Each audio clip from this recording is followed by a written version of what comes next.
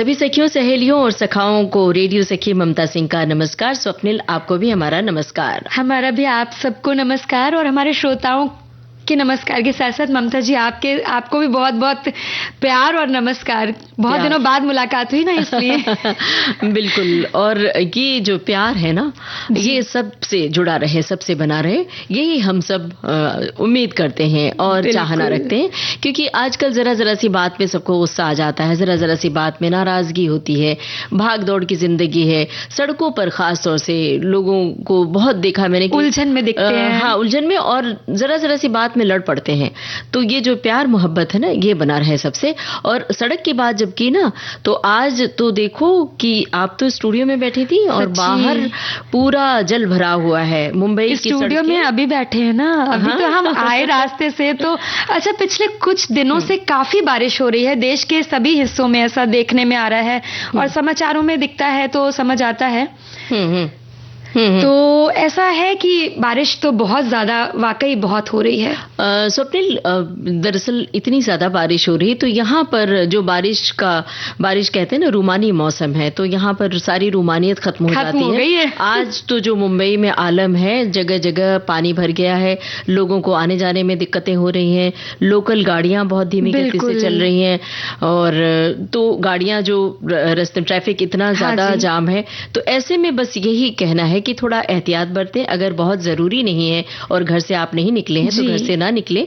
और खास तौर से जब आपको मन करता है कि अरे ये तो डिस्काउंट का समय है, सेल चल रही है, चलो हम शॉपिंग कराते हैं, बिल्कुल तो इसका बहुत ध्यान रखें। क्योंकि और एक और बात भी हम कहना चाहेंगे यहाँ पर कि विशेष रूप से छोटे बच्चों का खास ख्याल रखने की जरूरत है। क्योंकि सावधानी के तहत स्कूल भी बंद कर दिए जाते हैं सरकारी निर्देशों के आधार पर। और लेकिन जब अगर स्कूल नहीं जाना है, ट्यूशन आप कोशिश करें कि मानते हैं जरूरी है, पर अगर ऐसी अवस्था हो गई है, ऐसा समय चल रहा है और विशेष रूप से बारिश में जहां जगह जगह जल भराव है, तो 1-2 दिन के लिए हम उन चीजों को अवॉइड कर सकते हैं। आप घर में जो बहुत छोटे बच्चे हैं, जी, कई बार उनके संदेश देर से मिलते हैं आपको। बारिश में नेटवर्क की भी समस्या होती है, मेल आप देर से खोलते हैं और बच्चों को स्कूल भेज देते हैं बेतहाशा। तो आप बहुत छोटे बच्चे हैं तो उनको घर पे कोशिश करें, मत भेजें, उतनी देर आप घर पर पढ़ाएं। और खास तौर से एक बात और, जो बारिश के मौसम में बड़ा ही लोगों को लगता है कि हम यहाँ मुंबई में समंदर के किनारे जाके वीडियो बना लें, फोटोग्राफी कर लें, तस्वीरें इकट्ठी कर लें, इसका तो खास ख्याल रखें। ऐसे शौकीनों को विशेष तौर पर हम यही कहना चाहते हैं कि आज के दिन फोटोग्राफी टाल दें, किसी और दिन।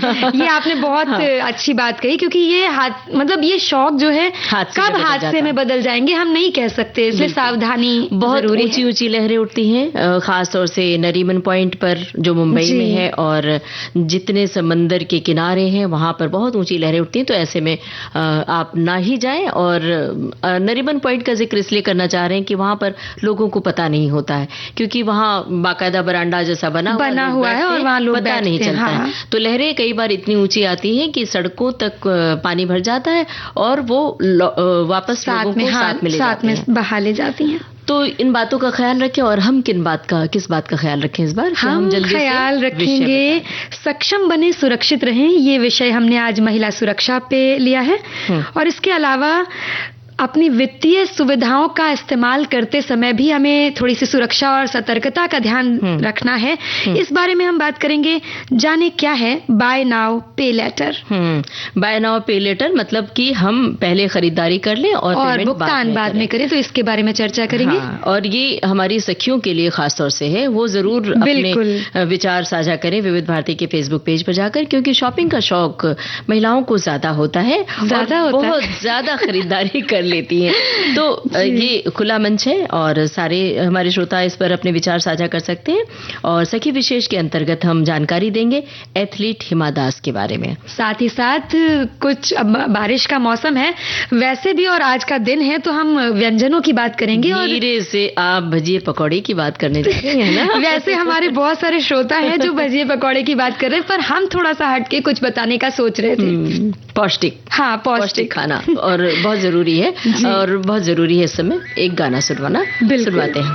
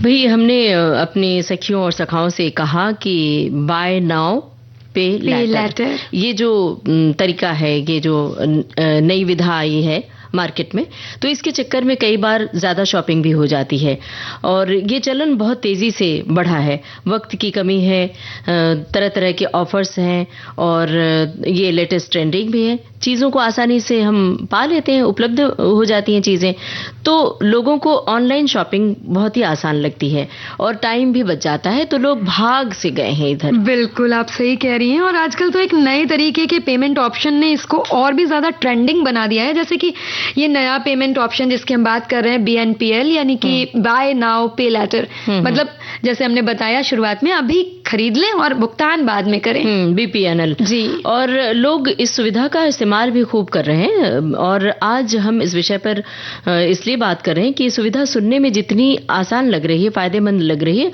असल में उतनी फायदेमंद है क्या, जरा खुद से पूछिए जब ये शॉपिंग आप कर रहे हैं। बिल्कुल, खास तौर से ये फायदेमंद जितनी लगती है उतनी है, ये बात इसलिए उठाई गई क्योंकि कभी कभी ऐसा होता है जब हम उतना हमारे पास सफिशिएंट अमाउंट नहीं होता है, जब जेब तंग होती है, तो ऐसे में लगता है कि अरे सस्ते में मिल रही है, चलो खरीद ले रहे हैं।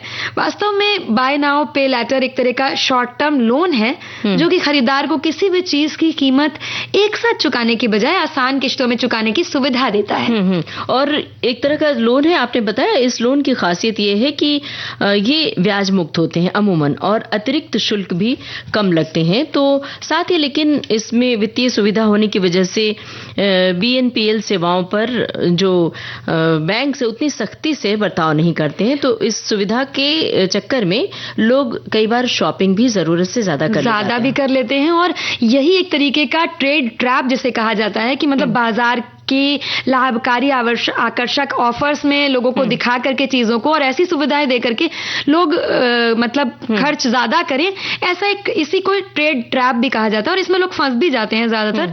कभी कभी क्रेडिट स्कोर कम होने पर भी BNPL की मंजूरी मिल जाती है। साथ ही अप्रूवल की भी जो प्रक्रिया है वो काफी आसान होती है, तो लोग इस सुविधा का ज्यादा से ज्यादा इस्तेमाल करना शुरू कर चुके हैं, ऐसा देखा जा रहा है। और हाँ, इस एक बात ये भी अच्छी होती है इसमें कि ज्यादा कागजी झंझट नहीं होता है, आमतौर पर सब कुछ ऑनलाइन ही हो जाता है।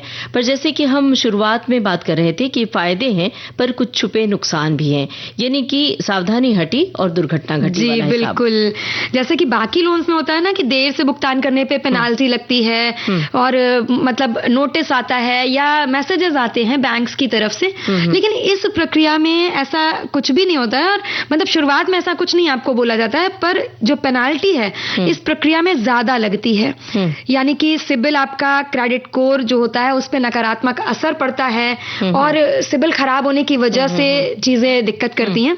साथ ही साथ नई तरह की वित्तीय सुविधा होने की वजह से BNPL सेवाओं पर बैंक जितनी सख्ती निगरानी मतलब की जाती है बैंकों पर, उतनी इसके सख्त नियम नहीं है, ना ही इस पर कोई निगरानी का कोई ऐसा प्रक्रिया चलती है। तो ऐसे में सामान वापसी की अगर समस्या आती है या फिर रिफंड जैसी अगर प्रक्रिया हमें अपनानी है तो ये जरा मुश्किल हो जाती है। और चूंकि नियमों और निगरानी बहुत सीमित है, तो ऐसे में उपभोक्ताओं को विवाद की स्थिति में मदद या संरक्षण में मुश्किल भी आती है। BNPL सेवाएं बिना ब्याज के छोटी किश्तों में भुगतान का विकल्प देती हैं, जिससे बड़ी खरीदारी भी सस्ती लगने लगती है। तो लोग जरूरत से ज्यादा सामान खरीद लेते हैं, जिससे धीरे धीरे कर्ज बढ़ने लगता है और किश्त न चुका पाने की स्थिति आ जाती है। ऐसे में क्रेडिट स्कोर खराब होने का खतरा रहता है। और चूंकि जो हमारे पास मैसेजेस आते हैं बिल्कुल तगादे के, वो नहीं होता है, तो हमें पता नहीं होता है कि हमारे पास कर्ज कितना ज्यादा हो गया। और कई बार ऐसा भी होता है कि हम ये देखते हैं कि हमारे बैंक से अमाउंट कट जाता है, हमारे अकाउंट से पैसे कट जाते हैं, लेकिन उसकी कोई विस्तृत जानकारी या उसका कोई ऐसा रसीद टाइप की हमें नहीं दी जाती है, जिससे हमें ये नहीं समझ में आता है कि कितना ब्याज लग रहा है और किस मात्रा में किस अवधि तक हमको ये देना है। तो एक तरीके से ये उपयोगी सुविधा है। हमारे एक साथी ने भी लिखा है कि BNPL एक उपयोगी सुविधा हो सकती है, लेकिन इसका उपयोग जो है वो जिम्मेदारी पूर्वक करना हमारी तरफ से महत्वपूर्ण होना चाहिए। अपनी वित्तीय स्थिति का आकलन करें और केवल उतना ही उधार लें जितना आप आसानी से चुका सकते हैं। अब ये तो देखिए, जो क्रेडिट कार्ड की सुविधा है, क्रेडिट कार्ड भी आपको पेमेंट करने के लिए एक निर्धारित समय देता है, लेकिन ये बाय नाउ पे लेटर से कई मायनों में ये अलग होता है। जैसे कि ये बात हमारे श्रोता ने लिखी है, जैसे कि BNPL का इस्तेमाल सिर्फ सीमित जगहों पर मिलता है, लेकिन क्रेडिट कार्ड का इस्तेमाल कभी भी कहीं भी किया जा सकता है।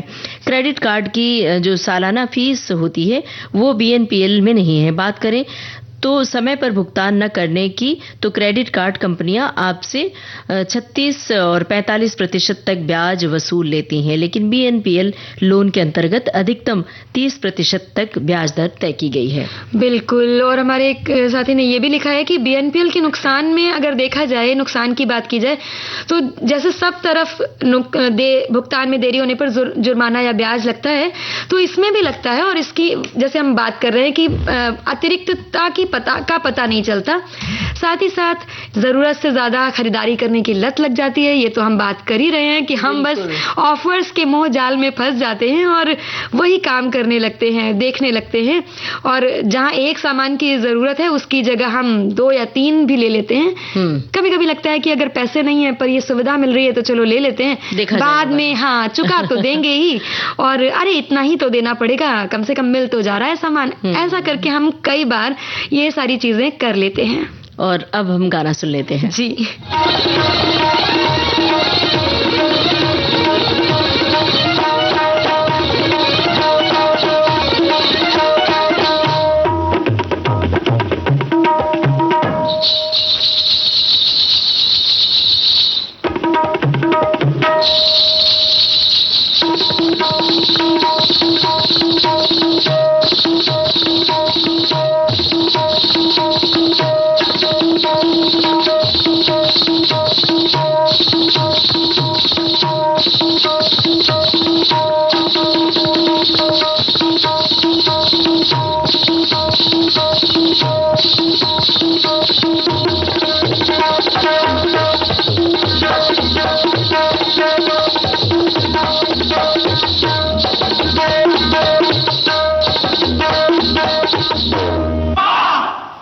कहो जी तुम क्या क्या, सुनो जी तुम क्या क्या, कहो जी तुम क्या क्या खरीदोगे, सुनो जी तुम क्या क्या खरीदोगे, यहाँ तो हर चीज बिकती है, कहो जी तुम क्या क्या खरीदोगे, सुनो जी तुम क्या क्या खरीदोगे, लाला जी तुम क्या क्या, मियाँ जी तुम क्या क्या, बाबू जी तुम क्या क्या खरीदोगे, सुनो जी तुम क्या क्या खरीदोगे, कहो जी तुम क्या क्या खरीदोगे।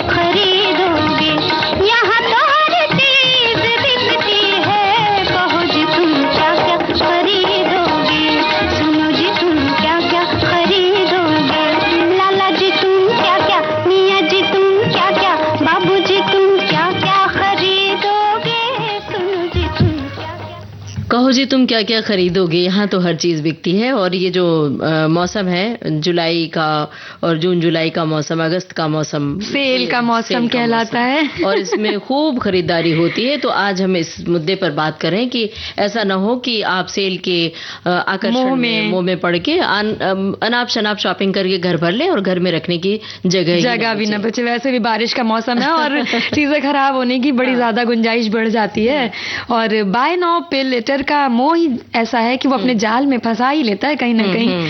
जैसे कि अभी हम बात कर ही रहे थे कि हम लोग खरीद लेते हैं कुछ ना कुछ, और आजकल मतलब ये ऑनलाइन शॉपिंग जो है ना उसमें कई बार ऐसा भी होता है, क्योंकि ये घटना हमारे साथ घटी तो हमें समझ में आया कि सावधानी कितनी ज्यादा जरूरी है। कई सारी वेबसाइट्स या कई सारे ऐप्स ऐसे आपको मौके देती हैं कि ऑप्शन दिखा रही हैं पर आपने कोई और ऑप्शन चुना, जैसे कि मान लीजिए कैश ऑन डिलीवरी चुना, या फिर आपने चुना कि आप अपने पेमेंट ऑप्शन से पेमेंट कर देंगे, लेकिन वो कभी कभी ऐसा होता है कि वो अपने से ही सेलेक्ट कर लेते हैं और आपने मतलब आपको लगा कि चलिए हमने कैश ऑन डिलीवरी चुना है, दरवाजे पे आ जा रहा है इंसान, आपका प्रोडक्ट जो है वो आपको दे रहा है और पैसे भी नहीं ले रहा है। फिर हमें समझ आया अरे ये कैसे हो सकता है, पेमेंट तो हमने किया नहीं, जब तक में हम चैट हिस्ट्री वगैरह देख रहे हैं, सब कुछ पता कर रहे हैं, समझ में नहीं आ रहा है। और कुछ वक्त के बाद लगभग 15 से 20 दिन के बाद एक बड़ा अमाउंट कट जा रहा है। तो ये जो धोखाधड़ी होती है इससे बचना चाहिए। तो ये बहुत ज्यादा सावधानी रखने की इसमें आवश्यकता है। और एक टच से आपका मामला गड़बड़ हो सकता है। कई बार हमने तो कई लोगों के किस्से सुने कि बस एक टच किया, कई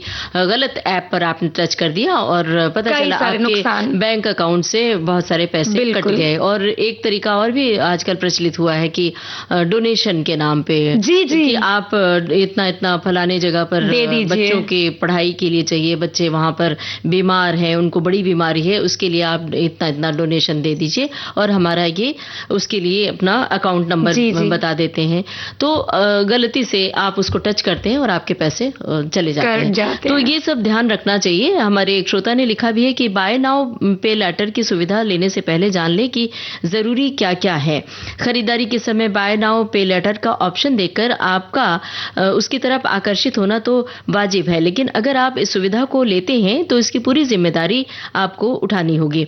ऐसा इसलिए क्योंकि यदि आप समय पर इसका पेमेंट करना भूल जाते हैं तो आपको बकाया राशि पर 24% तक ब्याज देना होगा। इसके साथ ही कंपनियां लेट पेमेंट फीस भी लगा सकती हैं। इसके अलावा आपका क्रेडिट स्कोर भी प्रभावित हो सकता है, जिससे भविष्य में आपकी लोन एप्लीकेशन खारिज हो सकती है। तो इतनी सारी परेशानियां हैं, तो मुझे लगता है कि ये ऑप्शन क्यों करें, इससे बेहतर है कि आप कर सकते हैं। पर ये है कि जैसे सुविधा दी जा रही है तो उस सुविधा में सुरक्षित रहना, सतर्क रहना ही हमारा बचाव कर सकता है। तो चीजों को समझ के करें, बिल्कुल, बस उसके आकर्षण में, उसके मोहजाल में फंस ना जाएं कि अरे इतनी महंगी चीज है, इकट्ठा नहीं कर सकते, तो चलिए ये सुविधा लेकर के हम कर लेते हैं।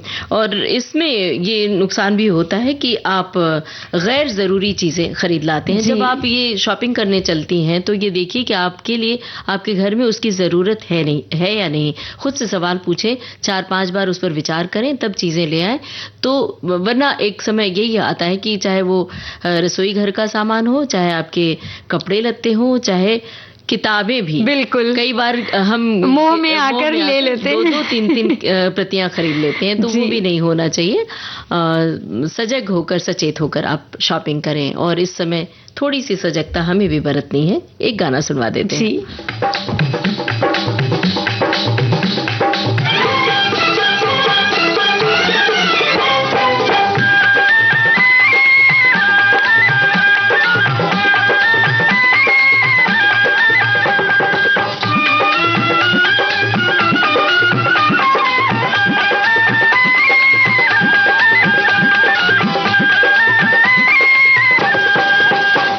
खिले हैं सखियार फुलवा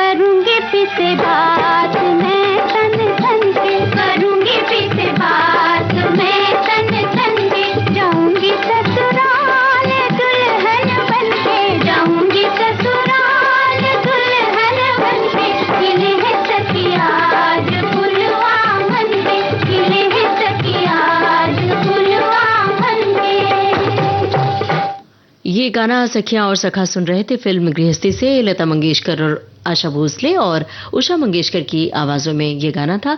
शकील बदायूनी के बोल थे, रवि का संगीत था। और अब एक ब्रेक लेते हैं, फिर और बातें करते हैं और मुद्दे लेकर आते हैं।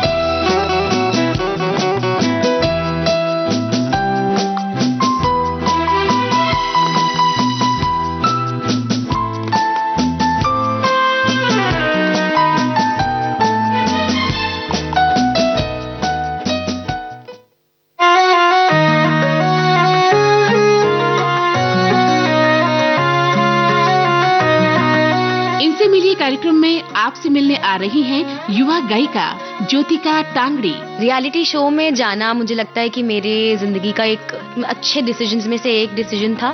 हर हफ्ते आपको लोग देखते हैं, इंतजार करते हैं कि आप कब टीवी पर आएंगे और गाएंगे। तो ऐसा कुछ हो गया था जब मैं 2016 में सारेगामापा में आती थी। तो जरूर सुनिए इनसे मिलिए कार्यक्रम गुरुवार 21 अगस्त शाम 7:45 पर सिर्फ विविध भारती पर।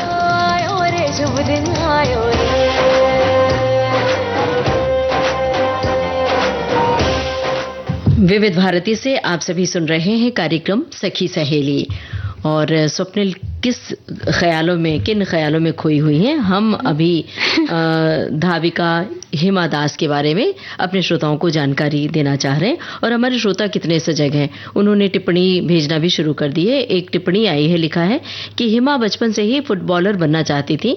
वो स्कूल में फुटबॉल खेलती थी। उनकी फुर्ती और खिलाड़ी बनने की चाह को स्कूल के एक टीचर ने भांप लिया और हिमा को एथलेटिक्स में करियर बनाने की सलाह दी। हिमा ने भी टीचर की सलाह को मानते हुए रेस को अपने करियर के तौर पर चुना। स्थानीय स्तर पर एथलेटिक्स प्रतियोगिता में हिमा ने हिस्सा लिया और कोच निपुण दास की देखरेख में अच्छा प्रदर्शन भी किया। बाद में हिमा ने गुवाहाटी में स्टेट चैंपियनशिप में भी प्रतिभाग किया, जिसमें कांस्य पदक उन्हें मिला। हिमा ने हार नहीं मानी और जूनियर नेशनल चैंपियनशिप की तैयारी की। बिना अधिक तैयारी और अनुभव के भी हिमा 100 मीटर की रेस के फाइनल तक पहुंची। हालांकि उन्हें मेडल नहीं मिल सका, लेकिन उनके रेस करियर की शुरुआत हो गई। जी हाँ, सखी विशेष में हम ढिंग एक्सप्रेस के नाम से मशहूर धाविका हिमा दास की बात कर रहे हैं। हिमा के अगर बचपन की बात करें तो हिमा असम के ढिंग कस्बे के पास कंधुली मारी गांव की रहने वाली हैं। इनके पिता रोनजीत दास एक किसान हैं और माँ जोनाली दास एक गृहिणी। 5 भाई बहनों में हिमा जो हैं वो सबसे छोटी हैं। इन्होंने अपनी शुरुआती पढ़ाई ढिंग पब्लिक हाई स्कूल से पूरी की, जहां वो फुटबॉल खेलती थी, जैसे कि अभी आपने उस टिप्पणी के अंतर्गत बताया। और हमेशा से ये फुटबॉल में ही अपना करियर बनाना भी चाहती थी। और अपनी प्रैक्टिस के लिए वो पास के ही एक नवोदय विद्यालय में, जवाहर नवोदय विद्यालय में आयोजित एक अंतर विद्यालय शिविर में जाती थी। वो हमेशा अभ्यास शुरू करने से पहले, कभी कभी तो वो गेट खुलने से पहले भी मैदान पर पहुंच जाती थी। मतलब इतनी समय की पाबंदी थी। बिल्कुल। और उसी विद्यालय में शारीरिक शिक्षा के एक शिक्षक ने उनको देखा और वो उनसे इस बात से बड़े ही प्रभावित हुए और उन्होंने ही हिमा को स्प्रिंटिंग में यानी कि एथलेटिक्स में करियर बनाने के लिए राजी किया। अप्रैल 2018 में हिमा ने ऑस्ट्रेलिया के गोल्ड कोस्ट में राष्ट्रमंडल खेलों में 400 मीटर और 1600 मीटर रिले रेस में भाग लिया और अपने करियर की यहाँ से शुरुआत करी, जिसको कहते हैं डेब्यू किया। इसके बाद फिनलैंड में आयोजित विश्व अंडर 20 20 चैंपियनशिप 2018 में हिमा ने 400 मीटर रेस का फाइनल 51.46 सेकंड्स में पूरा किया और अंतर्राष्ट्रीय ट्रैक इवेंट में स्वर्ण पदक जीतने वाली वो पहली महिला धावक बनी। और बिल्कुल 2018 के एशियाई खेलों में भी हिमा ने अपना बहुत ही अच्छा प्रदर्शन किया और भारतीय राष्ट्रीय रिकॉर्ड कायम करने के साथ साथ उन्होंने 400 मीटर का फाइनल क्वालिफाई किया। जी हाँ, और इसके अलावा हिमा ने 2019 में भी पोलैंड के पॉन्जनॉन ग्रैंड प्रिक्स में 23.65 सेकंड्स में 200 मीटर की रेस कंप्लीट करके उसका स्वर्ण पदक जीता। इसके अलावा इसके बाद ही उन्होंने ये सिलसिला कायम रखा और इसके बाद चेक गणराज्य में क्लाडनो मीट में 200 मीटर 23.43 सेकंड्स में जीती। इसी महीने अपनी तीसरी जीत दर्ज करी इन्होंने। चेक गणराज्य के नोवे कोस्टो में 400 मीटर में 52.9 सेकंड्स में अपनी रेस पूरी करके इन्होंने एक और जीत हासिल करी। और हमारे एक श्रोता की टिप्पणी भी आई है, लिखा है कि हिमा दास ने मात्र 19 साल की उम्र में 5 गोल्ड मेडल जीते। हिमा पहली भारतीय महिला एथलीट है जिन्होंने 5 गोल्ड मेडल जीते थे और इन्होंने IAF विश्व अंडर 20 चैंपियनशिप में 51.46 सेकंड में ये उपलब्धि अपने नाम की थी। जी हाँ, और हमारे एक श्रोता ने एक और टिप्पणी भेजी है कि देश की बेटियां जब न केवल ऊंची उड़ान भरती हैं बल्कि अपने पंखों से पूरा आसमान ढक लेती हैं तो ये उनके बुलंद हौसले को दिखाता है। वहीं जब पूरी दुनिया के लोग सिर उठाकर इस बेटी की उड़ान को देखते हैं और सराहना करते हैं तो ये पूरे भारत के लिए गर्व की बात बन जाती है। और देखिए ना, एक टिप्पणी और आई है इनकी तारीफ में। कांधुली मार गांव में चावल किसान के घर हिमा का जन्म हुआ और 5 भाई बहनों में सबसे छोटी थी। ये तो हमने अपने श्रोताओं को बता ही दिया। बचपन में फुटबॉल से दिल लगा बैठी थी हिमा। हमेशा से इस खूबसूरत खेल में अपना करियर वो बनाना चाहती थी। फिर एक दिन स्कूल में जो हमने जानकारी दी कि उनके शिक्षक की नजर पड़ी और फिर इन्होंने एथलीट की ओर रास्ता बदल दिया, कदम बढ़ा लिए। जी हाँ, और पुरस्कारों का रुख अगर करें तो भाई 25 सितंबर 2018 को उन्हें अर्जुन पुरस्कार से सम्मानित किया गया था। 2018 में वो यूनिसेफ के लिए भारत की तरफ से युवा राजदूत चुनी गई थी। हिमा दास IAAF विश्व अंडर 20 चैंपियनशिप में ट्रैक स्पर्धा में स्वर्ण जीतने वाली पहली भारतीय एथलीट भी हैं। और इसके अलावा वो राज्य की एकीकृत खेल नीति के तहत असम पुलिस में DSP यानी पुलिस उपाधीक्षक भी हैं। तो हम उनके हौसले को सलाम करते हैं और उनके उज्जवल भविष्य की कामना करते हुए उन्हें शुभकामनाएं देते हैं कि वो ऐसे ही नए नए कीर्तिमान स्थापित करती रहें और हमारे देश को गौरव के क्षण उपलब्ध कराती रहें। और हमारे देश की जो बेटियां हैं, लड़कियां हैं, जो खेल में जिनकी दिलचस्पी है, इनसे वो प्रेरणा पा सकती हैं।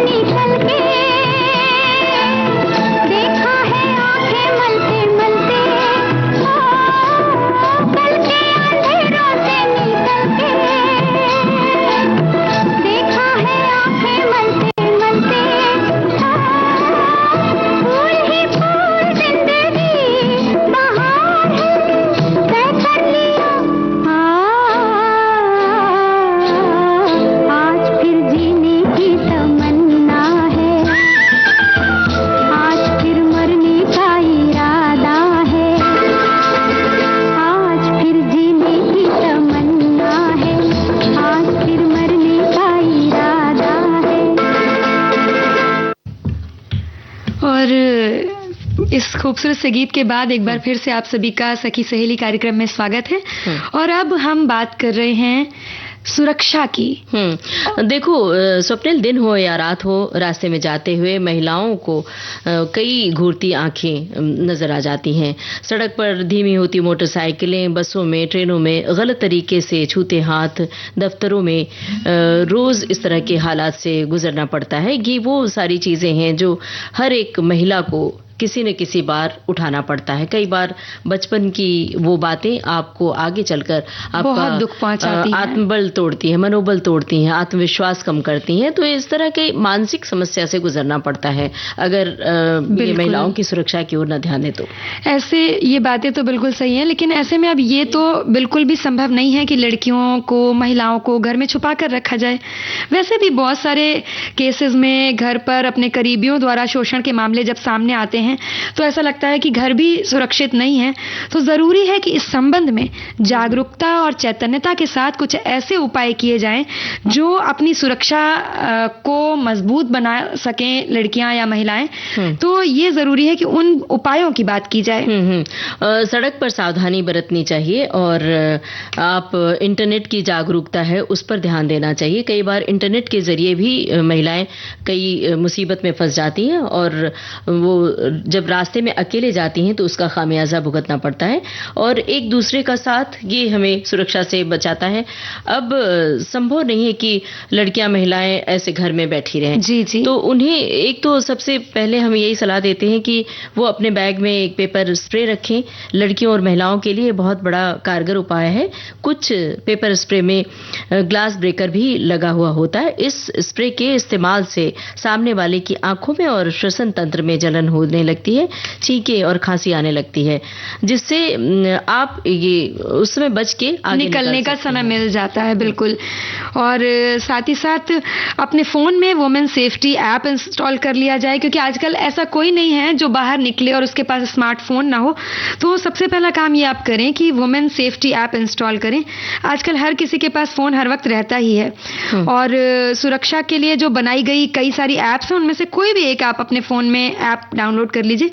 इससे होगा ये कि जब कभी भी आपको खतरा महसूस हो तो फोन के लॉक बटन को 3 से 4 बार लगातार जब दबाया जाता है तो वो आपके सेट किए हुए नंबर पर सीधे कॉल कांटेक्ट कर लेता है और आपकी जो लाइव लोकेशन है खतरे के अलर्ट के साथ पहुंचा देता है। तो ये ऐप्स काफी हद तक हमको इस खतरे से बचाने में कामयाब होती हैं। और साथ में नंबर डायलिंग, जैसे आपने घर के अपने पिता का नंबर, माँ का नंबर, भाई का, पति का नंबर, उसमें आप सेट कर लीजिए। नंबर जैसे 4 नंबर डायल कर ली, 4 पे सेट कर लिया तो आपने सिर्फ 4 बटन दबाया और टच किया, वो कॉल वहां चला जाएगा और उन्हें अलर्ट मिल जाएगा। और दूसरा है पुलिस या हेल्पलाइन नंबर पर फोन लगाना जरूरी होता है उस समय जब आप मुसीबत में हो। मुसीबत का एहसास होने पर मदद के लिए तुरंत पुलिस या महिला सुरक्षा के लिए तैनात हेल्पलाइन नंबर पर आप फोन कर सकती हैं। वुमेन हेल्पलाइन नंबर है 1091, नंबर दोहरा रहे हैं 1091, वुमेन हेल्पलाइन नंबर है ये। और इमरजेंसी नंबर है 112। राष्ट्रीय महिला आयोग का नंबर है 7827170170। दोहरा रहे नंबर, राष्ट्रीय महिला आयोग के लिए आप डायल कर सकती हैं 7827170170। जी हाँ, बिल्कुल। इन सब नंबर्स को अपने फ़ोन में सेव करके रखिए, सेव कर लीजिए उन्हीं नामों से। और साथ ही साथ जो कि हम फ़ोन के बारे में इतनी बात कर रहे हैं, ये हमारा हर समय साथ रहने वाला सामान है और इसलिए इसको जो है रखना चाहिए और इसके लिए बहुत ज़रूरी है कि हमारा फ़ोन हर समय चार्ज रहे। तो कोशिश कीजिए कि जब आप घर से निकलिए तो फ़ोन आपका चार्ज रहे पूरी तरीके से और आपको अगर ऐसी ज़रूरत पड़े तो आप उसका इस्तेमाल कर सकें। इसके अलावा आप अपने बैग में कुछ तो ऐसा रखें जिसे मुसीबत में हथियार के तौर पर इस्तेमाल किया जा सके। जैसे भारी चाबी का गुच्छा हो गया या भारी बक्कल वाली बेल्ट हो गई। आजकल इलेक्ट्रॉनिक शॉक वाले काफ़ी सारी सेफ्टी टॉर्चेस भी आती हैं, आप उसे भी रख सकते हैं। और इन सभी बातों या चीजों के साथ जरूरी है कि संकट में इनका इस्तेमाल करने की ताकत और आत्मविश्वास होना चाहिए, क्योंकि अगर आत्मविश्वास की कमी है तो आप इनमें से कुछ भी नहीं कर सकती हैं। अगर आप ऑटो में बैठ रही हैं, कैब में बैठ रही हैं, तो सबसे पहले ऑटो का नंबर आप फोटो खींच के अपने घर वालों को बता सकती हैं, और आप कैब में जा रही हैं तो लोकेशन, लाइव लोकेशन शेयर कर सकते हैं, ताकि आपके घर वालों को पता हो कि आप किन रास्तों से गुजर रही। खास तौर से रात के समय में जब आप अकेली होती हैं तो उस समय इन सब बातों का ख्याल बहुत जरूरी है। बिल्कुल। और अगर आप जिस रास्ते पर जा रही हैं, आपको पता है वो रास्ता, या आप जिस लोकेशन को लाइव लगा करके जा रही हैं, अगर ड्राइवर जो है कैब का है या ऑटो का, रिक्शा का, कोई भी है, वो रास्ता बदल रहा है तो आप उसे तुरंत टोकें और रास्ता बदलने पर तुरंत रोक करके गाड़ी को भीड़ वाली जगह देख करके उतर जाए, ताकि इसमें ऐसी कोई दिक्कत ना आने पाए। तो सजग रहेंगी, सतर्क रहेंगी तो सुरक्षित रहेंगी। और अपने पोषण और स्वास्थ्य पर विशेष रूप से ध्यान देना जरूरी है, जो कि हमारे समाज में आज भी इस पर ध्यान नहीं दिया जाता है। आज भी लड़कियों को खाने पीने के लिए ज्यादा फोर्स नहीं किया जाता है। अगर वो जो खाना चाह रही तो ठीक है, उन्हें छोड़ दिया जाता है, जबकि लड़कों पर विशेष ध्यान दिया जाता है। तो उनकी पौष्टिकता पर भी गौर करना चाहिए परिवार वालों को। बिल्कुल। आप मतलब आजकल थोड़ा सा ये भी है ना कि देखते हैं कि लड़कियां अपने फिगर को देख करके या मतलब ऐसा मेंटेन करने के चक्कर में एकदम कमजोर सी, नाजुक सी दिखने के मतलब एक वो बना के रखती हैं। तो ऐसा नहीं है, मतलब आप रखिए अपने फिगर का ध्यान, बिल्कुल रखिए, लेकिन अपने शरीर की आंतरिक शक्ति पर थोड़ा जरूर ध्यान दीजिए, क्योंकि ऐसे समय में आपका आत्मबल और आत्मविश्वास तभी मजबूत बना रहेगा जब आपको ये समझ में आएगा कि आप इस चीज का सामना कर सकते हैं। तो बिल्कुल हाँ, घबराने और डरने से पहले आप कोशिश कीजिए कि आप पूरी तरह से अंदर से बाहर से तैयार रहें, क्योंकि सक्षम बनना ही सुरक्षित रहने का पहला कदम है। और आपकी जागरूकता, आत्मविश्वास, ये जो बात है जीवन के हर मोड़ पर काम आता है। और अगर इस तरह की बातें आपके जहन में रहेंगी तो आप सुरक्षित रहेंगी। और सुरक्षित रहने के लिए खुद को हमेशा चैतन्य रखना बहुत जरूरी है। बिल्कुल। और ऐसा भी देखा जाता है, कई बार हम जल्दी जल्दी में निकल जाते हैं, देखते हैं कि मतलब आजकल अब इतना रोका टाकी किसी बच्चे को पसंद नहीं आती, तो उसी में लड़कियां भी कभी कहती हैं नहीं हम पर इतना दबाव क्यों, ऐसे करके कई सारे मुद्दे आते हैं, उसमें बराबरी की बात आने लगती है। किसी के लिए भी है ये बात, तो सभी के लिए लागू होती है कि कहीं पर भी निकले, किसी ना किसी को घर में मालूम होना चाहिए आप कहाँ जा रहे हैं, किसके साथ जा रहे हैं, कितना, कौन सी जगह है, वहां कौन कौन से लोग होंगे, थोड़ी सी जानकारी, जरूरी नहीं है कि वो आपकी जानकारी। हाँ, सही जानकारी। कई बार क्या होता है, परिवार वालों के दबाव के चक्कर में बच्चे माता पिता को गलत जानकारी देते हैं कि जाते कहीं और है, बताते कहीं और है। फिल्म देखने जा रहे हैं तो बताते हैं कि हम दोस्तों के साथ घूमने जा रहे हैं पार्क में। तो ये बहुत जरूरी है, क्योंकि उनकी सुरक्षा के लिए ये सब समय और माहौल को देखते हुए ये किसी भी तरह से आपकी प्राइवेसी को भंग नहीं करता है। कोशिश करें कि इसमें आप ध्यान दें इन चीजों का। और हम क्या ध्यान दें इस समय? गाना सुनवा दीजिए। सुनते हैं ये गाना।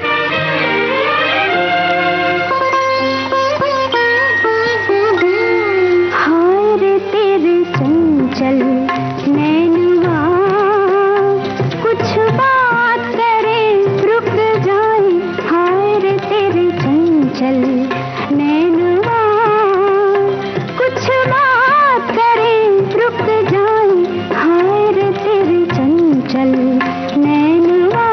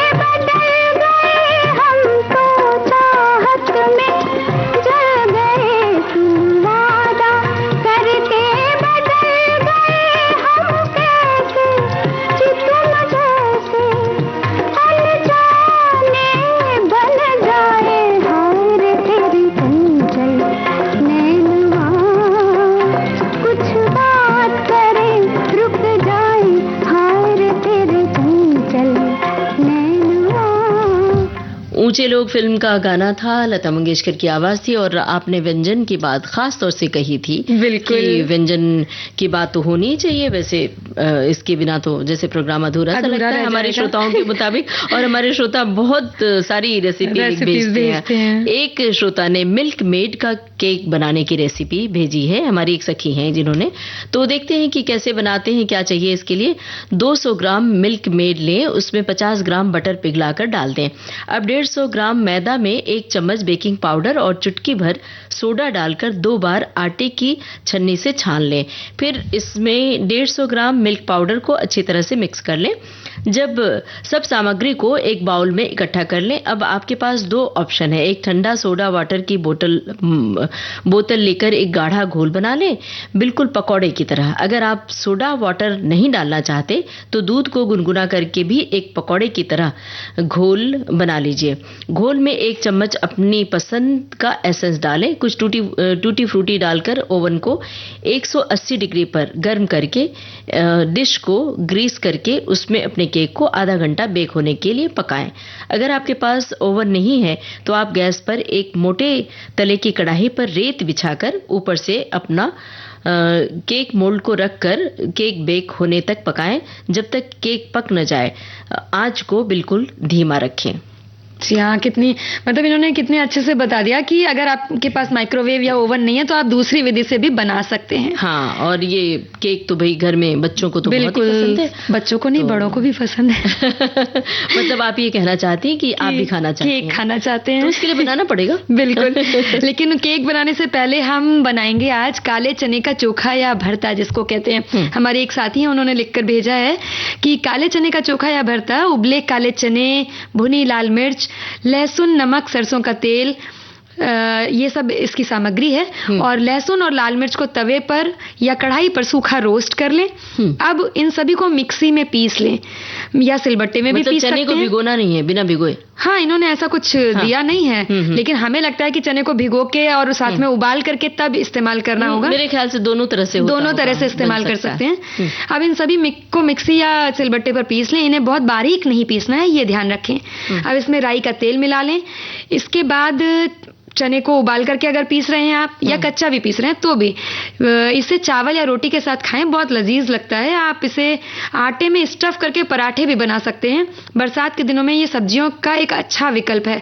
और अगर आप लाल मिर्च नहीं डालना चाहते तो हरी मिर्च को रोस्ट करके डाल सकते हैं। तो इसका मतलब है इसमें कहीं ना कहीं हमें चने को उबाल कर पकाकर, जैसे भाप में पकाते हैं, वही उसी तरह से करके इस्तेमाल करना पड़ेगा। क्योंकि भर के अगर बनाएंगे पराठे में तब तो वो चलेगा, स्वादिष्ट लगेगा क्योंकि आटे की भाप से पक जाएगा। लेकिन अगर कच्चा चावल के साथ खाएंगे तो थोड़ा नहीं, हम बता रहे हैं ये जो चना, भुना चना आता है ना जी, इसको छिलका उतार के, उसको छिलका उतार के और वो मिक्सी में पीस लेते हैं।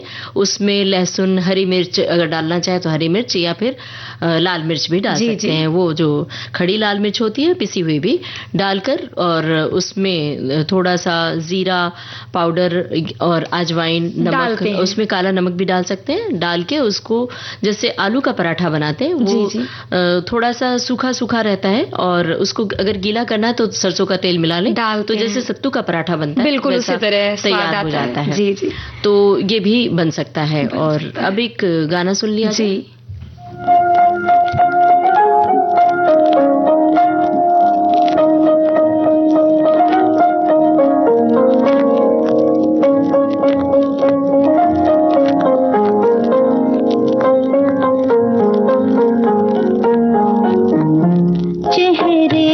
खुशी छा जाती है, आंखों में सुरूर आ जाता है। चेहरे पे खुशी छा जाती है, आंखों में सुरूर आ जाता है। जब तुम मुझे अपना कहते हो, अपने पे गुरूर आ जाता है। चेहरे पे खुशी छा जाती है।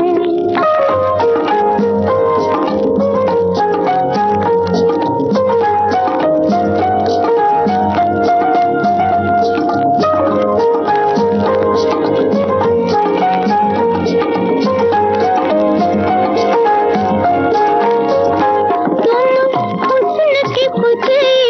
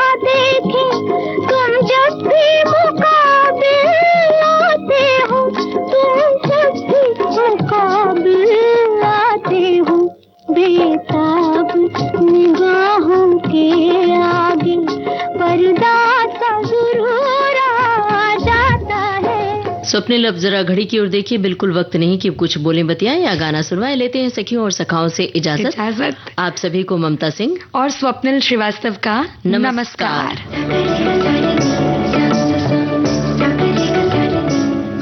सखी सहेली कार्यक्रम की प्रोड्यूसर अनुश्री पाठक।